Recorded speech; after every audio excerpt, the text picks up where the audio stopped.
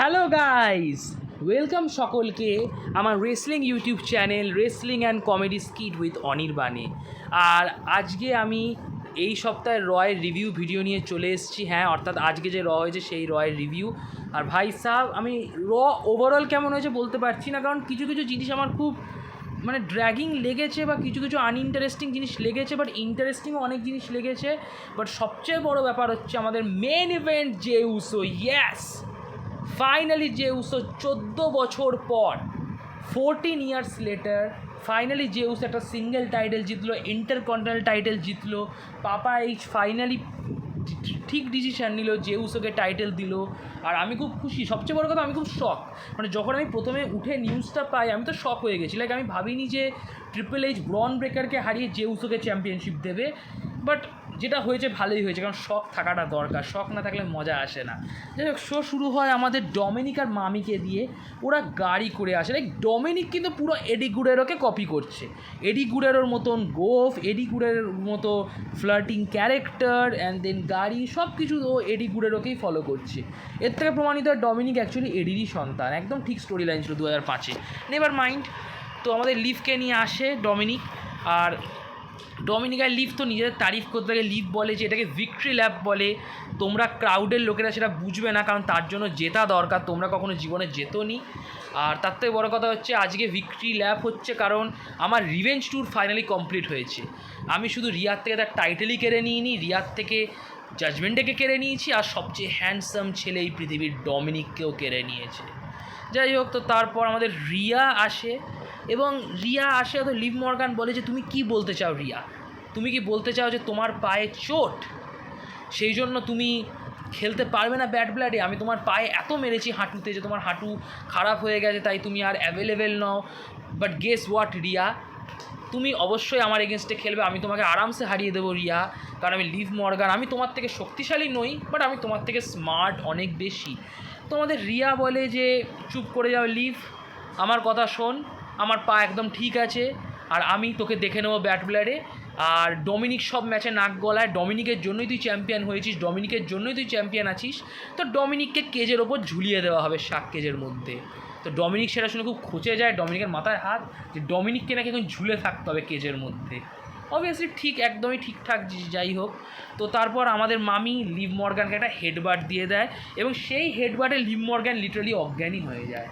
এই leave Morgan নাকি আমার মামির এগেনস্টে টাইটেল ডিফেন্ড করবে। কমেডি। যাই হোক, তো খুবই এক্সাইটিং একটা জিনিস, Shark cage. Last Shark cage match দেখেছিলাম ডাব্লিউডাব্লিউইতে, সেটা কেভিন ওভেন্স ভার্সেস রোমান। কোন বছর আমার ঠিক মনে পড়ছে না, প্রবাবেলি 2017 রয়্যাল রাম্বেল, যেখানে জেরিকো অ্যাকচুয়ালি শার্ক কেজের ঝোলা ছিল। অনেক বছর পর ফাইনালি আমরা আবার একটা শার্ক কেজ ম্যাচ দেখছি। বাই দ্য ওয়ে, আরেকটা শার্ক কেজ ম্যাচে জেমস এলসওয়ার্থ ছিল, বাট ওটা অতটা মেমোরেবল না, আমার অতটা মনে নেই। রোমান আর কেভিনেরটা ভালো মনে আছে। যাই হোক, তারপর আমাদের স্যামি জেইন আসে। স্যামি জেইনের সাথে লুডভিকের ম্যাচ হয়, আর ভালো ম্যাচ হয়, লিটারেলি ভালো ম্যাচ হয়। লুডভিক নিজেকে প্রমাণ করছে, স্যামি তো ভালো প্লেয়ার বটেই। তো স্যামি ম্যাচটায় বেশ ভালো পারফর্ম করে, লুডভিকও ভালো পারফর্ম করে। তো স্যামি ফাইনালি ম্যাচটা জিতে যায় হেলুয়া কিক দিয়ে। ইয়েস, অবভিয়াসলি হেলুয়া কিক ছাড়া স্যামি কী করে জিতবে? হেলুয়া কিক দেয়, স্যামি পিন করে দেয় লুডভিককে। তারপর গুন্থার গজগজ করতে করতে রাগে আসে এবং এসে বলে, অনেক সপ্তাহ ধরে স্যামি তোমার বাদরাম আমি সহ্য করেছি, তুমি অ্যান্সার জানতে চাও না, এটার থেকে ভালো সময় আর কিছু হতেই পারে না। তো সবাই ভেবেছিল যে গুন্থার হয়তো চ্যালেঞ্জ অ্যাকসেপ্ট করবে, বাট গুন্থার সবাইকে মই কেড়ে নেওয়া, যেটাকে বলে গাছে তুলে মই কেড়ে নেওয়া। তো গুন্থার স্যামি জেইনকে গাছে তো তুললো, বাট মই কেড়ে নিল। গুন্থার বলে দেয়, ওয়েল আমার অ্যান্সার এখনও না, বলে গুন্থার হাসতে হাসতে চলে যায়। Typically English move. যাই হোক, গুন্থার ভার্সেস স্যামি জেইন আপাতত তো ব্যাড ব্লাডে তো হচ্ছে না, ক্রাউন জুয়েলে প্রবাবেলি হতে পারে। আর স্যামি জেইন যেহেতু সৌদি আরবের ছেলে, তো Sami Zayn versus Gunther Saudi আরবে ওয়াক করবে। যাই হোক, by the way, Sami Zayn Saudi আরবের ছেলে না, স্যামি জেইন অ্যাকচুয়ালি ক্যানাডারই ছেলে। স্যামি জেইন যেহেতু মুসলিম, আর সৌদি আরব যেহেতু মুসলিম কান্ট্রি, আপনারা বুঝতেই পারছেন পয়েন্টটা। তো স্যামি ভার্সেস গুন্থার ওখানেই ভালো কাজ করবে। অ্যান্ড দেন আমাদের মিজ আর কেরিয়ান ক্রস একটা ব্যাকস্টেজ সেগমেন্ট দেখলাম, যেখানে কেরিয়ান ক্রস মিজকে বলে যে, মিজ তুমি আবার আগের মতন হও, তুমি ভুলে যাচ্ছ তুমি কি জিনিস। মিজ বলছে, তোমার বক্তব্যটা কি, তাড়াতাড়ি বলো, ঝেড়ে কাশো।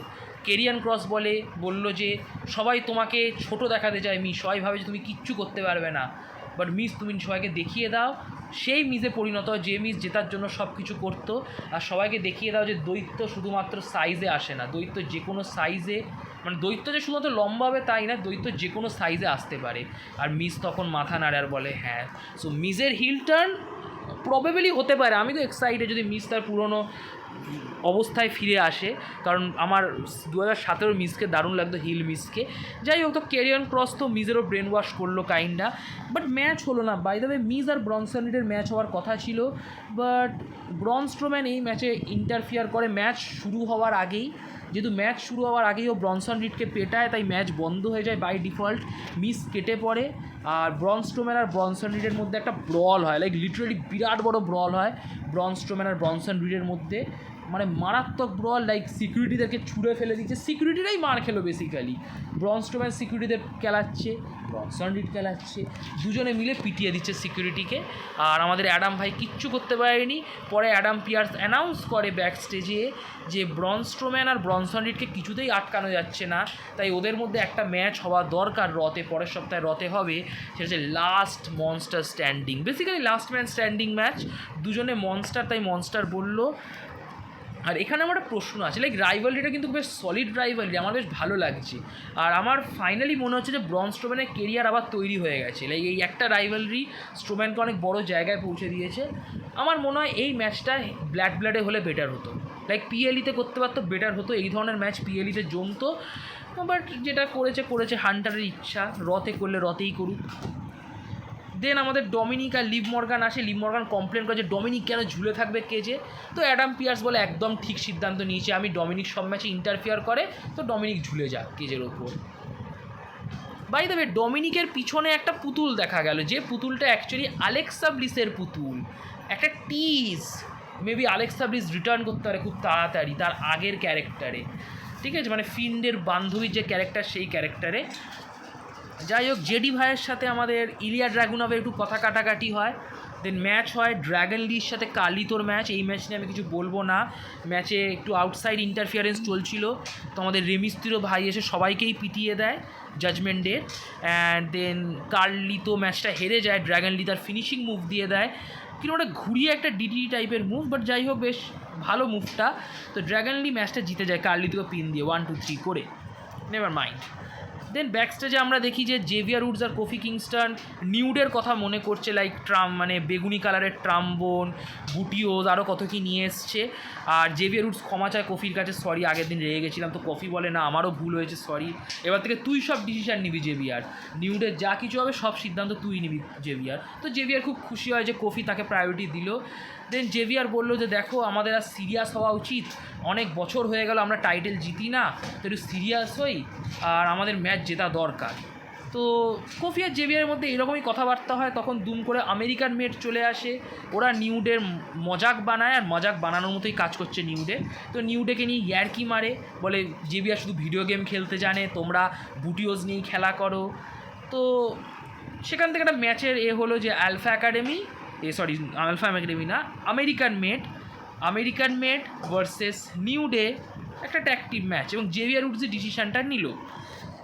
যাই হোক, সেমাস ব্যাকস্টেজে ডায়লগ দেয় পিটডানকে নিয়ে, যে ওর সাথে পিটডানের ঝামেলা শেষ হয়নি, আর ও পিটডানকে দেখিয়ে দেবে ওকে। দেন ড্রু ম্যাকিন্টায়ার আসার, ম্যাকিন্টায়ার এসে সেগমেন্ট কাটে।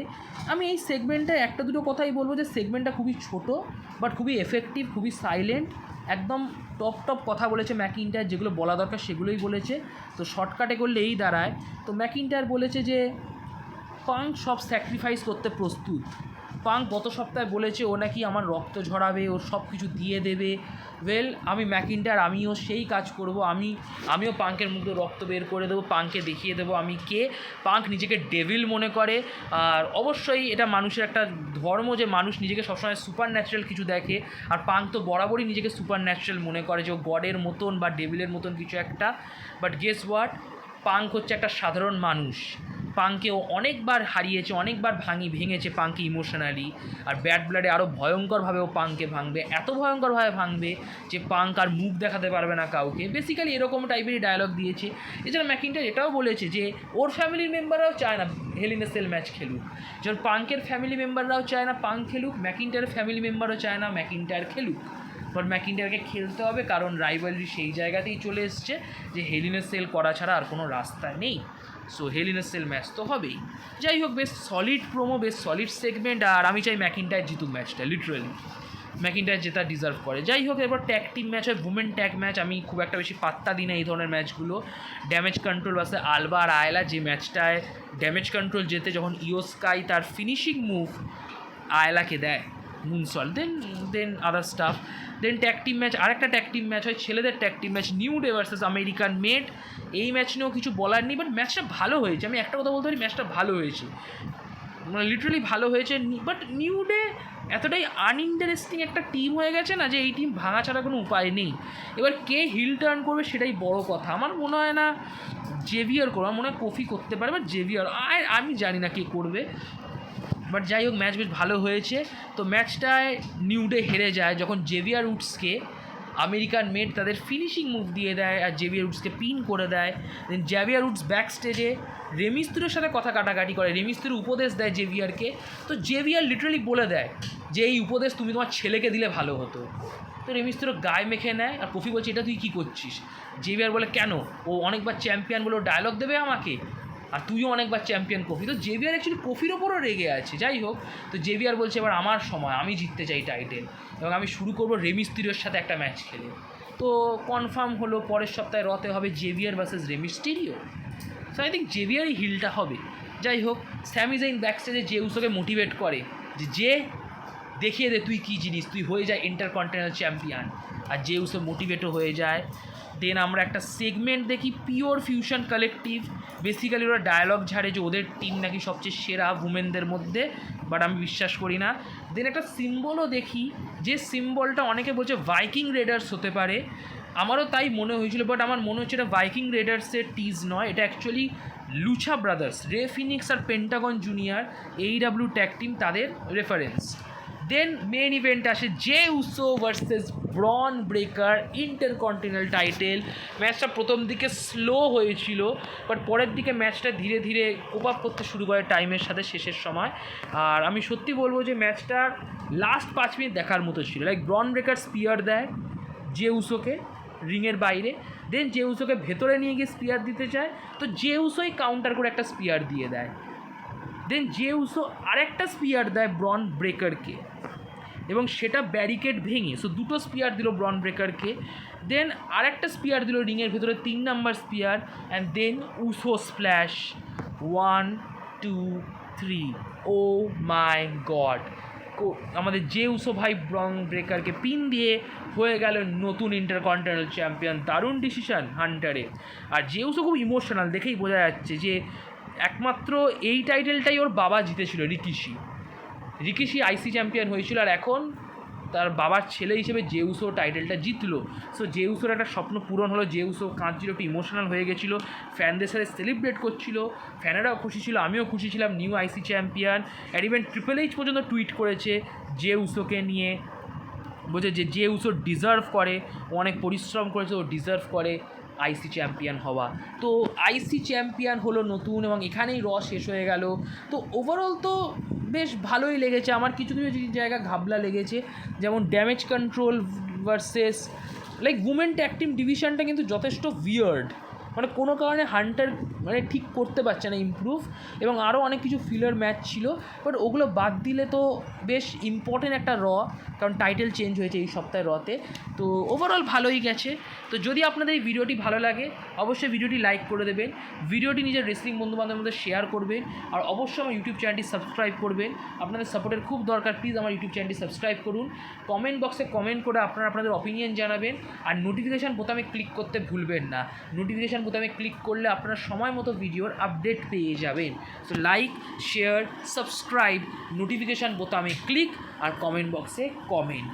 শুভরাত্রি, নমস্কার।